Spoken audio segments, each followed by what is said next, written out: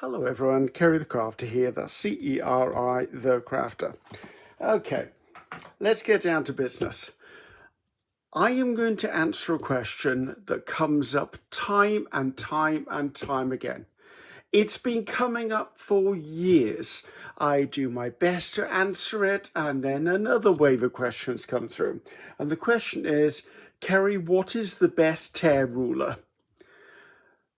Well, I don't know that there is a best tear ruler. I think there's the best tear ruler for the job you have at hand. But to be honest with you, you don't need a tear ruler. Right, for those of you who need a product, this is We Are Memory Keepers. Can you see that?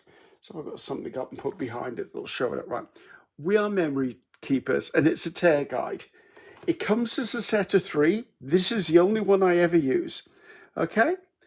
There are so many alternatives, and I'm going to say you don't need one because you don't need one, and I'm going to demonstrate why. Right, let's look at what we've actually got. So tear ruler. Using a tear ruler is more about the technique than actually the tearing. If you hold a tear ruler here and you try to tear, a lot of the times things like this will happen. The technique is to hold the tear ruler firmly and tear. And when you get to a certain stage, keep the pressure on and move your hand down. Okay, that will give you a tear. Now, what everyone seems to be striving for is something called a decal edge, which is that little wibbly wobbly edge, which is created by the little wibbly wobbly edge on there. Now, this set of tear rulers comes with an alternate side to it. I don't think I've ever used the other side. Let's see if I can actually do this. Sorry, I can't say this is something I've done, and okay, so I can tear it and it gives you a different sort of edge. So I haven't got the other 2 because, to be honest with you, I was only ever using the one anyway, so I put the other 2 into a thrift or a charity store. But why do you not need a tear ruler? Let's put that one out the way and keep on going. Right, let's pull in another sheet of paper. Right, Tim Holtz has this ruler out there. 2 edges on it. Give it a tear. Now holding it down, and I'm tearing almost across. Gives you a tear similar to the decal edge. You can use the other side, but I would say when you use the other side, you're not going to get as clean a tear, and that's because of the depth. This depth here of the ruler. So you get a different sort of tear on that, but still works perfectly well. So if you want one ruler for measuring, you can use it for tearing as well. Now, before I go into all the alternates, let's show you what doesn't work. Now, I have this, which is a quilting ruler, and I would say this is probably about 3 millimeters thick. I find the thicker the edge, the less likely it is to tear perfectly. But it still gives me a torn edge. You're likely to find this sort of thing happens. Let's see if I can make it actually do it. Okay, as you can see, it tends to break away because of the thickness of it, but still, it's a tear ruler. Right, let's move on and do another one. So, my favorite tear ruler is actually just a metal ruler. Now, these come with a cork backing on them, so they're a non-slip item when you're drawing.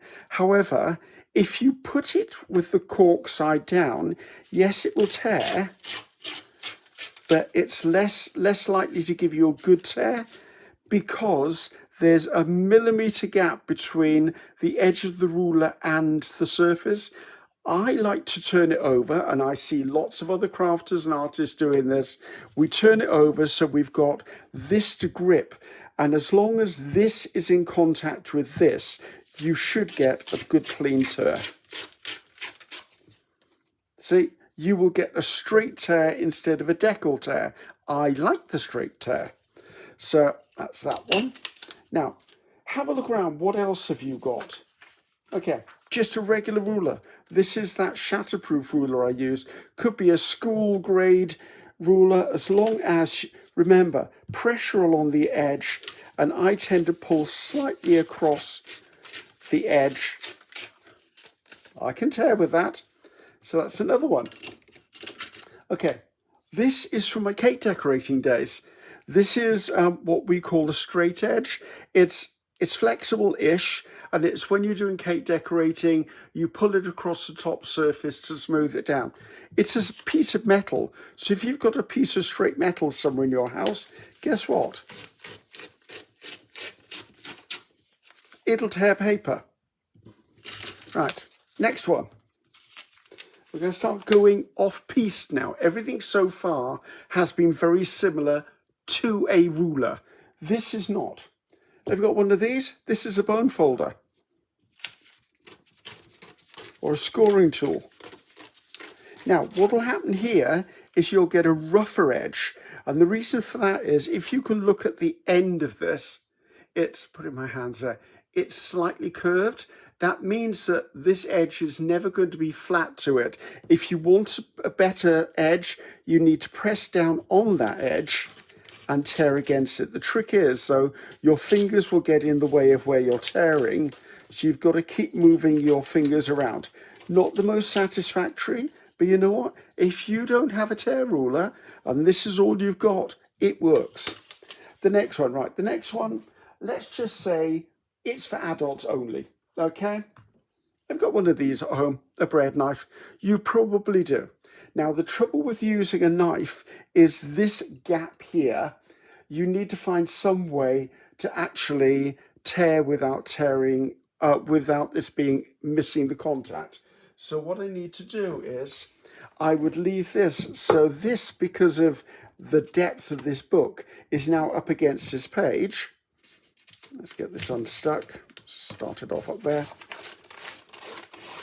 I can tear against it.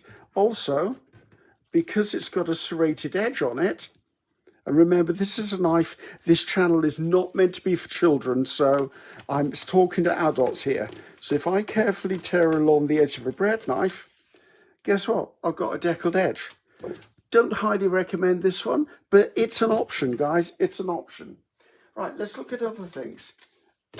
Have one of your kids got one of these, or husband, partner, wife? Have you got something like this in your stash? A triangle from maybe from your school days, your college days? It tears. Okay, other things. A clipboard. This is a clipboard I have on a hook in my studio, and it's where I throw notes down. So this is just a bit of chipboard. The back of this gives me an edge to tear against. You could just use a piece of wood or MDF. You get a ragged edge. Isn't that what we're looking for? There's a plastic version. As you can see, I'm a bit obsessed with clipboards. So, plastic version, equally the same. Tear against it. Now, do you have acrylic plates at home? See, this will give you a ragged edge. Have you got acrylic plates? Like, so I'll grab one.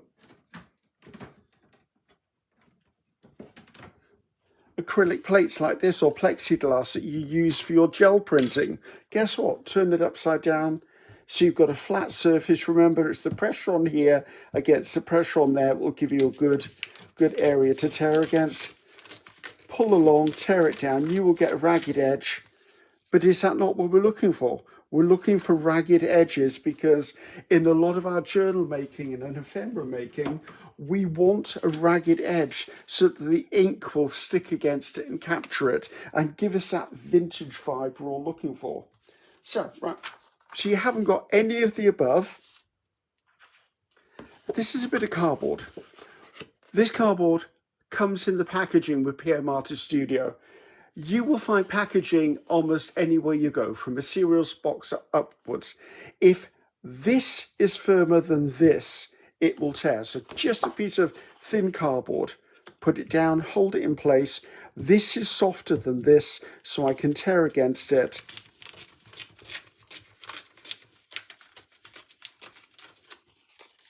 I've just torn. It doesn't have to be a tear ruler. Okay, next one. Got one of these, got a cookie tray. Put a cookie tray down. Make sure the edge is firmly pressed down. Come along.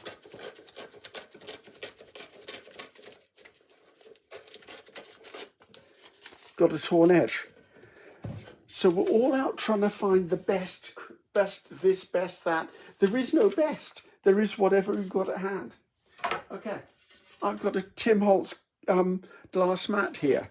If I turn that upside down, put that down, tear against it, I end up with a really raggedy edge. That could be really useful. So guys, I would just say, in this instance and most other instances, please don't think you have to have exactly the right equipment. At the end of the day, I don't need a tear ruler at all.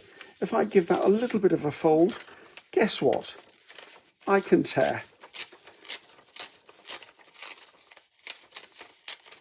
And that tear, without a ruler at all, is just as good as any of the other options I came out with. The purpose is to tear. Now, a lot of us, you will hear us say, oh, I don't like a cut edge, I don't like a straight edge. That's fine, but it doesn't have to be a perfectly deckled edge either. It just needs to be something that you're happy to use in your art. So please don't get tied up with it has to be this, it has to be that. I would say if you're looking at any technique that involves some sort of equipment, look at what that equipment creates and then think of other ways to create it. I know that may be a little outside some people's way of thinking, but once you start looking at things like that, you seriously can do other things. Right, now here's another one, and I don't recommend this one actually. It's actually a stamping block. So let's pull that up. So I tend not to use something that's thicker, but can I tear against it? I most certainly can. It's not perfect. I wasn't looking for perfect. I'm looking for vintage. I'm looking for rugged. Now, the one thing I would say can be done, but is tricky, is you can use a circle. If you've got a piece of plexiglass or acrylic that's a circle, a dinner plate maybe, a bowl, yes, you can tear around it. Yeah, I'm using little pinching and twisting motions to tear the paper. There you go. So I've now got a circle. So say I had a bit of ephemera.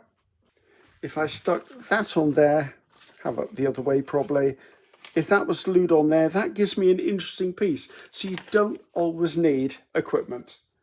I think that's enough for me having a little moment. So hopefully that answered the question everyone keeps asking me. Hopefully that gives you some ideas. Look around at what you've got. There is something else which I don't have, which if you're interested in seeing this, I would reach out to Darcy Sanders. Darcy Sanders' channel is Darcy Sanders Misadventures in Mixed Media. Darcy has some hand-wrist issues occasionally. They flare up and they calm down again. Hopefully there's more calming down than flaring up.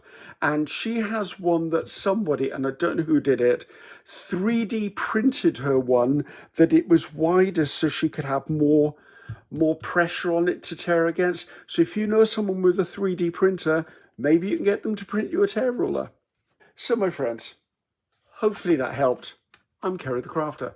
That's Ceri the Crafter. Until next time, goodbye now.